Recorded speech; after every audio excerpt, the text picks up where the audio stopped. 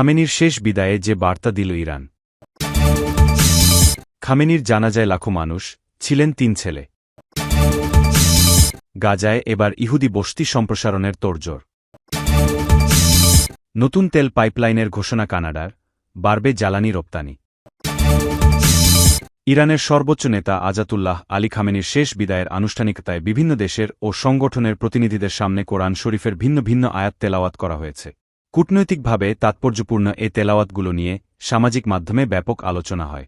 Saudi সূরা আল ইমরানের 13 নম্বর আয়াত। অর্থ: এ আয়াতে মহান আল্লাহ তায়ালা বলেছেন, তোমাদের জন্য অবশ্যই নিদর্শন আছে সেই দুদল সৈন্যের মধ্যে যারা পরস্পর প্রতিদ্বন্দ্বীরূপে দাঁড়িয়েছিল বদর প্রান্তরে। একদল আল্লাহর পথে যুদ্ধ করেছিল এবং অন্য দল ছিল কাফির। কাফিররা মুসলিমদের প্রকাশ্য চোখে দ্বিগুণ দেখছিল। আল্লাহ যাকে ইচ্ছে স্বীয় সাহায্যের দ্বারা শক্তিশালী করে থাকেন, নিশ্চয়ই এতে দৃষ্টিমানদের জন্য শিক্ষা রয়েছে। তুরস্ক সূরা নিসার 95 নম্বর আয়াত।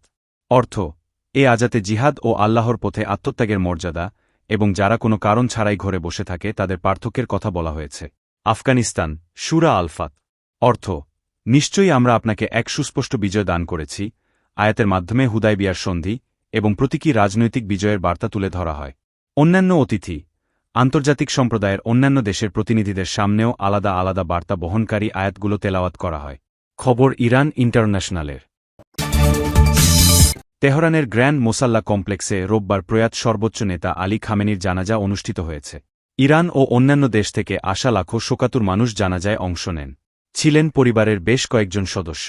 জানাজায় ইমামতি করেন ইরানের শীর্ষ ধর্মীয় ব্যক্তিত্ব আয়াতুল্লাহ জাফর সোবহানি। রাষ্ট্রীয় বার্তা সংস্থা ইরনার প্রতিবেদন অনুযায়ী, আলী খামেনির পাশাপাশি ইসরায়েল ও যুক্তরাষ্ট্রের হামলায় নিহত তার পরিবারের 4 সদস্যের জানাজাও অনুষ্ঠিত হয়েছে। জানাজায় অংশগ্রহণকারীদের মধ্যে ছিলেন প্রেসিডেন্ট মাসুদ পেজেশকিয়ান, পার্লামেন্টের স্পিকার মোহাম্মদ বাঘের গালিবাফ, বিচার বিভাগের প্রধান গোলাম হোসেন মোহসেনি এইচএই। এছাড়া আইআরজিসির প্রধান কমান্ডার আহমাদ ভাহিদি ও কুদস ফোর্সের কমান্ডার ইসমাইল কানিকেও জানাজায় দেখা গেছে। বার্তা সংস্থা অ্যাসোসিয়েটেড প্রেস এপি জানিয়েছে, জানাজায় আলী খামেনির ছেলে মাসুদ, মেহসাম ও মোস্তফা উপস্থিত ছিলেন। তবে নিরাপত্তাজনিত কারণে বর্তমান সর্বোচ্চ নেতা মোজতবা খামেনি অংশ নেননি। গ্র্যান্ড মোসাল্লা থেকে আল জাজিরার সাংবাদিক তৌহিদ আসাদি জানিয়েছেন, জানাজায় উপস্থিত মানুষের মধ্যে তীব্র আবেগ ও ক্ষোভ দেখা যাচ্ছে। চারপাশ থেকে যুক্তরাষ্ট্রের বিরুদ্ধে স্লোগান উঠছে।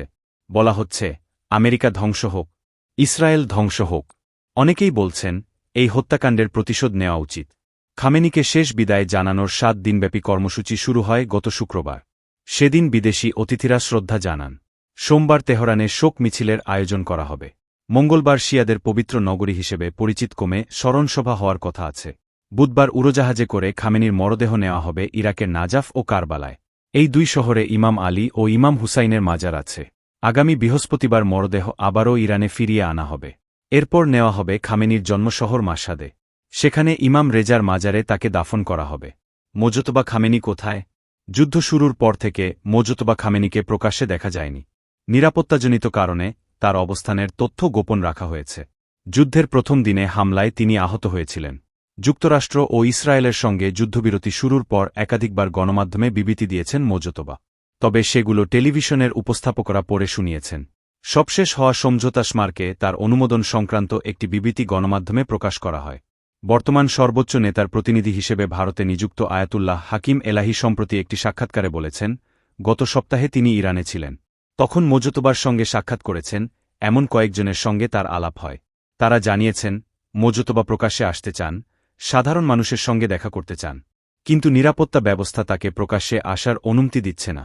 ইন্ডিয়া টুডেকে দেওয়া সাক্ষাৎকারে হাকিম এলাহি আরও বলেন, নিরাপত্তা কর্মকর্তারা বলেছেন, পরিস্থিতি অত্যন্ত বিপজ্জনক। মোজতবার নিরাপত্তার নিশ্চয়তা দেওয়া যাচ্ছে না।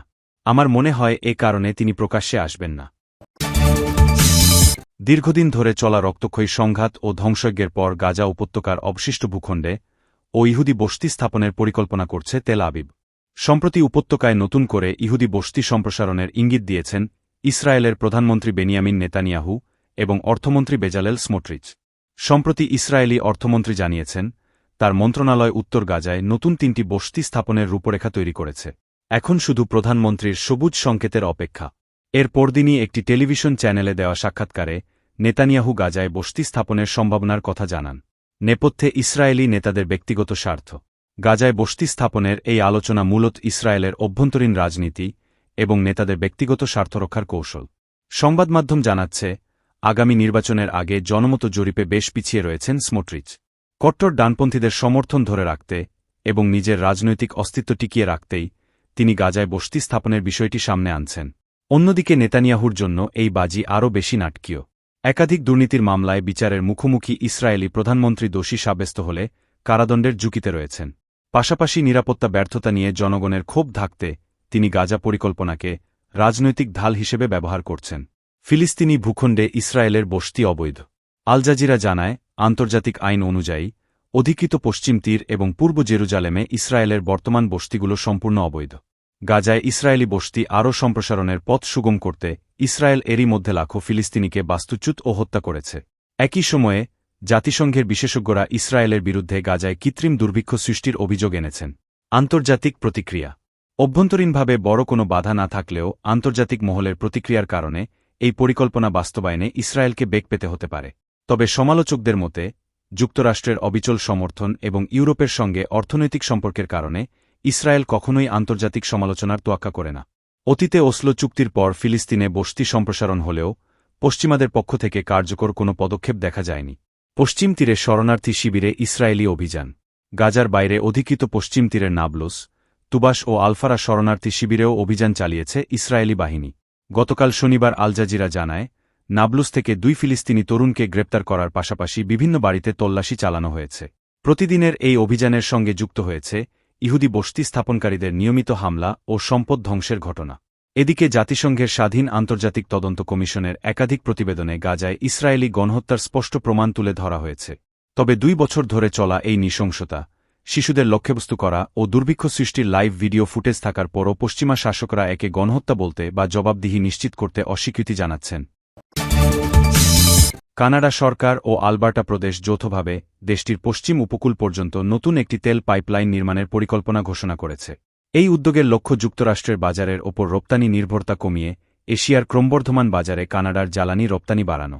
প্রস্তাবিত পাইপলাইনটি প্রতিদিন প্রায় 10 লাখ ব্যারেল অপরিশোধিত তেল পরিবহনে সক্ষম হবে।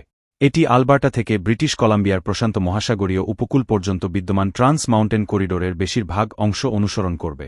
পরিকল্পনা অনুযায়ী 2027 সালের সেপ্টেম্বর মাসে পাইপলাইনটির নির্মাণ কাজ শুরু হতে পারে। কানাডার প্রধানমন্ত্রী মার্ক কার্নি বলেন, নতুন এই প্রকল্প বাস্তবায়িত হলে দ্রুত বর্ধনশীল এশীয় বাজারে কানাডার জ্বালানি রপ্তানির নতুন সুযোগ তৈরি হবে। একই সঙ্গে যুক্তরাষ্ট্রের বাজারের ওপর দেশের দীর্ঘদিনের নির্ভরতাও কমে আসবে। আলবার্টার প্রিমিয়ার ড্যানিয়েল স্মিথ এই প্রকল্পকে কানাডার অর্থনীতির জন্য একটি গুরুত্বপূর্ণ অবকাঠামোগত বিনিয়োগ হিসেবে উল্লেখ করেন। তার মতে, পাইপলাইনটি জ্বালানি খাতের সক্ষমতা বাড়ানোর পাশাপাশি আন্তর্জাতিক বাজারে কানাডার প্রতিযোগিতামূলক অবস্থান আরও শক্তিশালী করবে। তবে প্রকল্পটি বাস্তবায়নের আগে পরিবেশগত প্রভাব মূল্যায়ন, আদিবাসী জনগোষ্ঠীর সঙ্গে সমঝোতা এবং সংশ্লিষ্ট নিয়ন্ত্রক সংস্থাগুলোর অনুমোদন সহ বেশ কয়েকটি গুরুত্বপূর্ণ ধাপ সম্পন্ন করতে হবে।